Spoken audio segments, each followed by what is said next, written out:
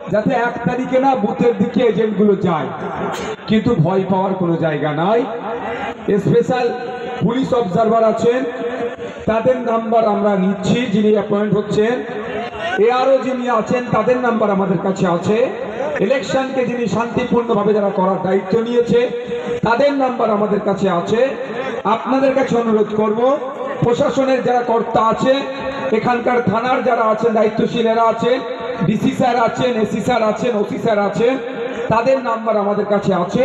যেখানে যেখানে মনে হয়, যদি মনে হয় এখানে ডিস্টার্ব করছে, আমাদের অঞ্চল নেতৃত্বদের মাধ্যমে আমাদের কাছে আপনারা খবর পাঠাবেন। আমরা ওসি, এসি, ডিসি স্যার পর্যন্ত এবং স্পেশাল পুলিশ অবজারভার থেকে শুরু করে সেন্ট্রাল ফোর্স যারা মনিটরিং করছে, টোটাল তাদেরকে আমরা ইনফরমেশন দেব।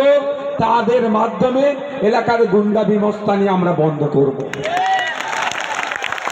ভয় পাওয়ার কোনো জায়গা নাই। সকাল হবে, 1 তারিখ সকাল হবে, আপনারা যারা বুথের এজেন্ট আছেন বুথে চলে যাবেন, যারা রিলিভার আছেন তারা যথাযথ দায়িত্ব পালন করবে। ওখানে গিয়ে আপনারা বুথে বসবেন। বুথে কোনো রকম বুথ জাম, ছাপ্পা ভোট, সেইগুলোকে আপনারা আটকাবেন। সাথে সাথে যদি দেখেছেন আপনাদের এলাকাতে, আপনারা আরেকটা মিছিল আসছে আবার কোথা থেকে কি জানে, এ কি ভাড়া করে লোক নিয়ে এসছো নাকি তোমরা?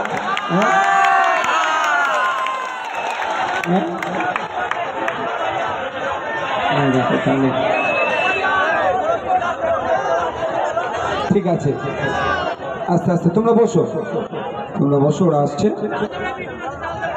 তবে আমি একটা কথা এখানে বলে যাচ্ছি, আমি ভালোবাসার মানুষ আপনারা আমাদের, ঠিক কথা, কিন্তু আজকের পর থেকে আপনাদের কাছে আমি একটা আশা করব, এটা না দ্বিতীয়বার হয়। ওই ডিজে আর হই হই করে এটা কিন্তু মেনে নেওয়া যাবে না। এই ভালোবাসাকে আমার কিন্তু দরকার নেই, বলে দিচ্ছি। এই ভালোবাসা আমি চাই না। সুশৃঙ্খল হয়ে আমরা চলবো। আমরা আজকে যদি এই ধরনের করি, ওই তৃণমূলের হিজড়ে নিয়ে এসে নাচাচ্ছে, কালকে আমরা করে ফেলবো। ও কাজ আমরা করব না। আমরা শান্তিপূর্ণভাবে আসবো। আমাদের স্লোগান আছে, দেশকে এগিয়ে নিয়ে যাওয়ার স্লোগান, বাংলাকে এগিয়ে নিয়ে যাওয়ার স্লোগান, চোরমুক্ত বাংলার স্লোগান দেব। দেশ থেকে চোরমুক্ত দেশ যাতে হয় তার স্লোগান দেব। এক কথায় আমরা আমাদের পার্টির স্লোগান দেব। কোনো রকমভাবে ডিজে এই ধরনের এগুলো আমরা প্রশ্রয় দেবো না, বলে রাখছি। বন্ধুগণ, তাহলে কি বললাম, সকালে যাবেন, বুথে বসে যাবেন। যদি দেখেন আপনি ভোটার, আপনাকে ভোটে যেতে আটকাচ্ছে তৃণমূলের উন্নয়ন বাহিনী, গুন্ডা বাহিনী দিয়ে, আপনারা কিচ্ছু করবেন না। আপনারা 20, 30, 50 জন একত্রিত হবে, আমাদের নেতৃত্বদেরকে জানাবেন। আমরা কি অর্থে টিম সেখানে পাঠাবো, ওই টিম নিয়ে এসে ঐক্যবদ্ধভাবে আপনাদেরকে স্কট করে নিয়ে যাবে, ভোট কেন্দ্রে নিয়ে যাবে, ভোট দান করাবে এবং স্কট করে আপনাদের গন্তব্যস্থলে পৌঁছে দেবে। তার দায়িত্ব আমরা নেব। আপনারা ভয় পাবেন না, ভয় পাওয়ার কোনো জায়গা নয়। আর এইটা কলকাতা পুলিশের কাছে একটা বড় চ্যালেঞ্জ। সত্যিকারের কথা বলি, অবশ্যই বেঙ্গল পুলিশকেও সম্মান দিই, কলকাতা পুলিশকেও সম্মান দিই, কিন্তু যদি দেখা যায় কলকাতা পুলিশের যেন বেশি স্মার্টনেস একটু বেশি পাওয়া যায়, তাই প্রথমে তারা এই ভাঙড়ের দায়িত্ব পেয়েছে।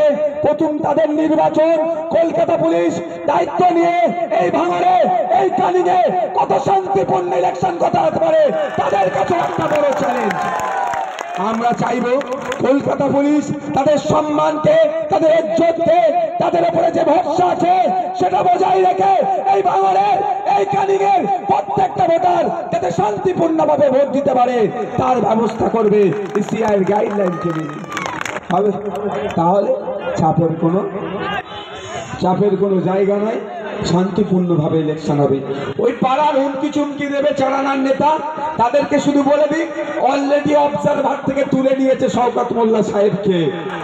ওই ভরসায় যারা লড়াই করছিল, সে অবজারভার কিন্তু এখন চলে গিয়েছে। এবার বুঝতে থাকুন আস্তে আস্তে কে কোথায় যাবে, কে তেহার জেলার দিকে পা বাড়াচ্ছে, আগে থেকেই বুঝতে পেরে গেছে বলে আস্তে আস্তে হয়তো দায়িত্ব তুলে নিচ্ছে। জেলের ভাত খাবে বলে এগিয়ে যাচ্ছে, আর দায়িত্ব আস্তে আস্তে তুলে নিচ্ছে। তো পাড়ার যারা আছেন, আমি এখানে সম্মান জানিয়ে বলবো, কে তৃণমূল করেন, কে সিপিএম করেন, কে বিজেপি করেন, কে ভিন্ন রাজনৈতিক মত রাখেন, প্রত্যেককে সম্মান জানিয়ে বলবো, দিনের শেষে আমরা প্রতিবেশী, এটা মাথায় রেখে রাজনীতি করো। এটা আমি বারবার বলে আসছি যে শান্তিপূর্ণ সৌজন্যতার রাজনীতির কথা, এই কথাটাকে যদি কেউ দুর্বল ভেবে নেন আমাকে, যে ভাইজান দুর্বল বলে বারবার কথা বলছে, এটা কিন্তু ভুল হবে। নওশাদ সিদ্দিকী অন্যায়ের কাছে মাথা নত করে না। এই হাতিছাড়া 6 লেন, এখানে আমার কর্মীদের অত্যাচার হয়েছিল, আমাদের কর্মীদের উপরে অত্যাচার করেছিল, কর্মীকে এখান থেকে নিয়ে যাওয়ার জন্য আমি এসেছিলাম, আমার উপর প্রাণঘাতী হামলা চলিয়েছিল, কিন্তু আমি মাথা নত করিনি। আমি দুর্বল নয়, আর সৌজন্যতার রাজনীতিকে প্রাধান্য দিই বলি আপনাদের বলছি। আপনারা যে যা রাজনৈতিক দল করছে করুন, দিনের শেষে তো প্রতিবেশী।